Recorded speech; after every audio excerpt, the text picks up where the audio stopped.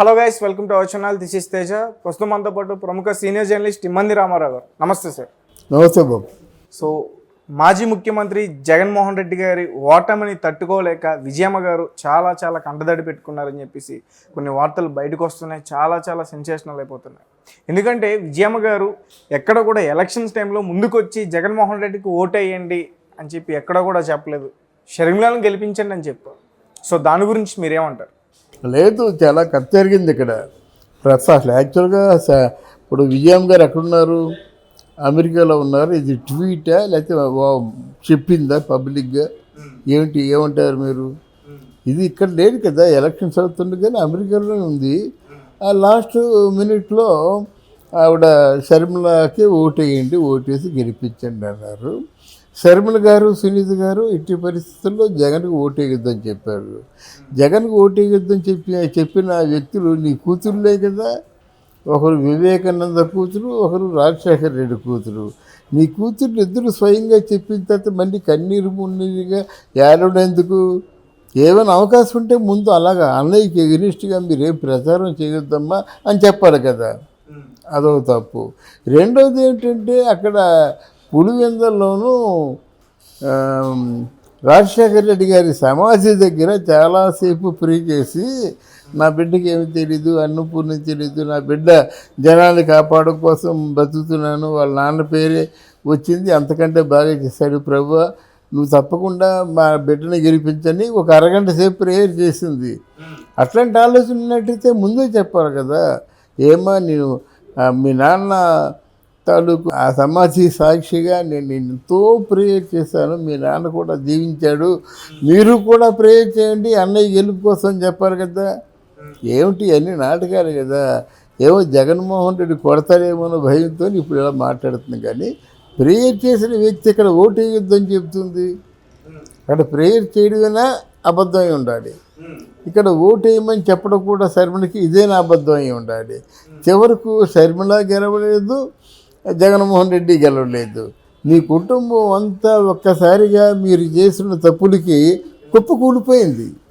ఇప్పుడు ఎంత ఏడిస్తే మాత్రం లాభం ఏముంది? మీ కుటుంబానికి ఉన్నటువంటి పరపతిని దృష్టిలో పెట్టుకొని ఆంధ్రప్రదేశ్ రాజశేఖర రెడ్డి గారిని గౌరవించినట్టుగా ఈ మన జగన్మోహన్ రెడ్డి గారిని గౌరవించి 151 సీట్ ఇచ్చి హయ్యెస్ట్ మ్యాండేట్ ఇచ్చి గౌరవించారు. దాన్ని సద్వినియోగం చేసుకోవాలి కదా. దాన్ని సద్వినియోగం చేసుకొని ప్రజల చేత షహబాస్ అనిపించుకుంటే బాగుంటుంది. కానీ ఆయన ఎంత గొప్ప మాటలు చెప్పాడు. నేను పదవిలోకి వచ్చిన తర్వాత 6 మాసాల్లో కానీ నా పరిపాలన బాగలేకపోతే మీరు గల్లా పట్టుకొని అడగండి అని చెప్పాడు. మరి తర్వాత ప్రజలు కలిశాడా? ప్రజలతో ఏమైనా కష్టసుఖాలు పాల్పంచుకున్నాడా? ఏ రోజున ప్రెస్ మీట్ పెట్టాడా? ఎవరి ఇష్టం వారిది. ఆయనకి కావాల్సింది చంద్రబాబు నాయుడిని ఎంత బాగా తిట్టారు, పవన్ కళ్యాణ్ని ఎంత బాగా తిట్టారు అని చూసుకోవడమే కదా. ఏ రోజైనా బాగా హద్దులు మీరినట్టయితే తప్పురా, మన తాలూకు పరుగు పోతుంది. మాట్లాడండి, పోట్లాడండి, అంతేగాని అంతకు మించి మాత్రం ఇలాగా ఎవరు క్షమించరా అని మాటలు మాట్లాడదని ఒకసారి పబ్లిక్ విన్నట్టు అడిగాడా? ఆయన చెంగలు గుద్దుకుంటున్నాడు. రోజా పూర్తిగా క్యారెక్టర్ అసాసినేషన్ చేసిన ఆ పేరుని నాని కానీ, గొడవలు నాని కానీ, తర్వాత అంబటి రాంబాబు కానీ, మా వంశీ కానీ, వీళ్ళందరూ కూడా ఎంతెంత క్యారెక్టర్ అసాసినేషన్ చేశారు. ఆ గొడవల నాని తాలూకు పేరు నోటమ్మట ఏదైనా మంచి మాట వచ్చిందా? అన్ని బూతుల మాట. ఒకరోజైనా మందలించాడా ముఖ్యమంత్రిగా?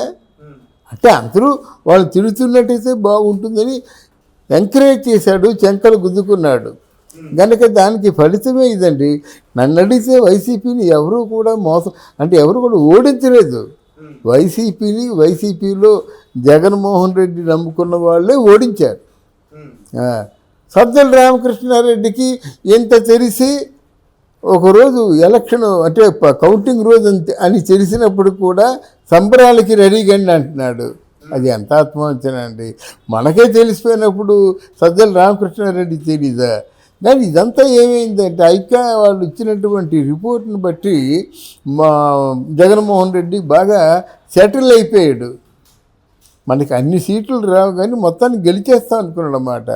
చివరికి ఏంటంటే ఆయన తాలూకు కళ్ళు మూసుకొని పరిపాలన సాగించడమే ఆయన తాలూకు కళ్ళు తెరిపించింది ఇప్పుడు అది. అంటే సజ్జల రామకృష్ణారెడ్డి గారు కూడా సంబరాలకి సిద్ధం సజ్జల రామకృష్ణారెడ్డి గారు చెప్పారు, ఇంకేముంది మనం గెలిచేస్తున్నాం, ఎవరేమన్నప్పుడు కూడా మనం గెలిచేస్తున్నాము, సంబరాలకి రెడీగా అని పిలిపించాడు. ఎవరు వైసీపీ కార్యకర్తలందరికీ. ఓ పక్కేమో ఫాల్స్ రిపోర్ట్ ఇచ్చేసి విశాఖపట్నంలో మొత్తం హోటల్స్ అన్నీ నిండిపోయినాయి, ఈ ఫ్లైట్స్ ఎక్కడా ఖాళీ లేవు, ట్రైన్స్ కూడా ఖాళీ లేవు. అంటే ఏంటి, జగన్మోహన్ రెడ్డి దెబ్బకి ఆయన గెలిచేశాడని ఆయన్ని అభినందించడానికి కోసం దేశ విదేశాల నుంచి కూడా వచ్చేస్తున్నారు. అంటే మన పవన్ కళ్యాణ్కి కౌంటర్గా మాట. పవన్ కళ్యాణ్కి ఎలాగైతే అభిమానులు భారతదేశమే కాకుండా ఇతర దేశాల నుంచి వచ్చారో దానికి కౌంటర్ ఇచ్చాడనమాట. ఓ భారతదేశమే కాదు, దేశాల నుంచి కూడా జగన్మోహన్ రెడ్డి తాలూకు ప్రమాణ స్వీకారం చేయడానికి చూడడానికి వస్తున్నారని చెప్పాడు. అవాకు పాలైపోయారు.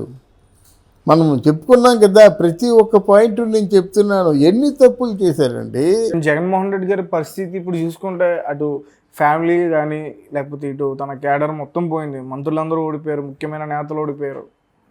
అవునండి, ఇప్పుడు జగన్మోహన్ రెడ్డికి ముందు ఆయన మీద ఉన్నటువంటి కేసులు ఏమవుతాయి, ఇమీడియట్గా కేసుల్ని తిరగదోడుతారు.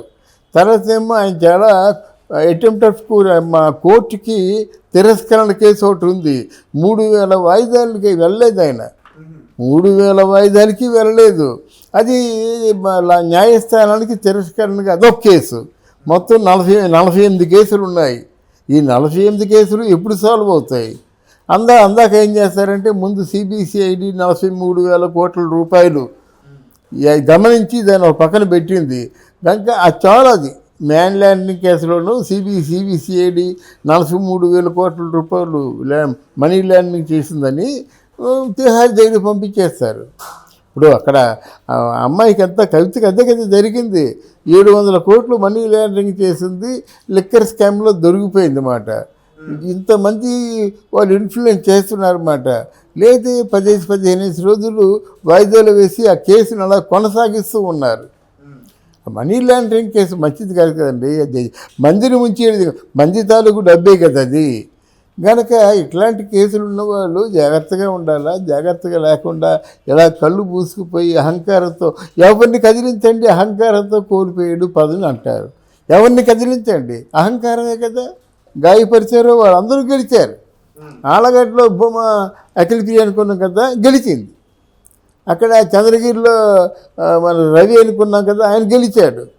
తర్వాత ఏమో అక్కడ చెవిరెడ్డి భాస్కర్ రెడ్డి అని పెద్ద రౌడీ మాట, స్మగ్లర్, గంధం చెక్కల స్మగ్లర్ అన్నమాట, ఓడిపోయాడు. ఆడే కొట్టించాడు, దెబ్బలు కొట్టాడు, వాడే ఓడిపోయాడు. గట్టి చావు దెబ్బ తగిలింది మాట. ఎవరు లేరు, విడుదల రజనీ లేదు, అంబటి రాంబాబు లేడు, కొడాలి నాని లేడు, ఎవరున్నారండి? ఎవరూ లేరు. అనిల్ కుమార్ యాదవ్ లేడు, అందరూ పోయినారన్నమాట. గుడివాడ అమర్నాథ్ లేడు, ఒకరా ఇద్దరా మొత్తం తుడిచిపెట్టిపోయారన్నమాట. పలకరించడానికి ఒక మనిషి లేడండి. సాయిరెడ్డికి అంత పెద్ద పదవి ఇచ్చాడు, పార్లమెంటరీ వ్యవహారాల శాఖ మంత్రి పదవి ఇచ్చాడు. ఏమైంది? చేతులారా నాశనం చేసుకున్నాడు కదా. విజయసాయిరెడ్డి నెగ్గాడా? అందువల్ల ఇప్పుడు ఏం ప్రయోజనం అంటున్నాను నేను. నువ్వు తల్లిగా నువ్వేమన్నా సలహా ఇచ్చవచ్చు కదా. సలహా కాస్త పత్రికా ముఖంగానో మీడియా ముఖంగా ఇవ్వచ్చు కదా, నీ పేరు నిలబడేది కదా. ఎప్పటికీ కూడా నీ కొడుకు మీద అంత ప్రేమ ఉందంటే మేము దాన్ని ఇంకొక విధంగా అనుకోలేం కదా. ఇదంతా నాటకం అనుకుంటామాట. నీ కొడుకు మీద ప్రేమ ఉంటే నీ కొడుకుని మంచివాడిగా తీర్చిదిద్దు, అంతేగాని ఎందుకు పనికి రాకుండా అయిపోయాడు కదా. ఇప్పుడు ఏడ్చి ఏం ప్రయోజనం చెప్పండి? ఏం ప్రయోజనం లేదు. Thank you so much. Thank you అమ్మా.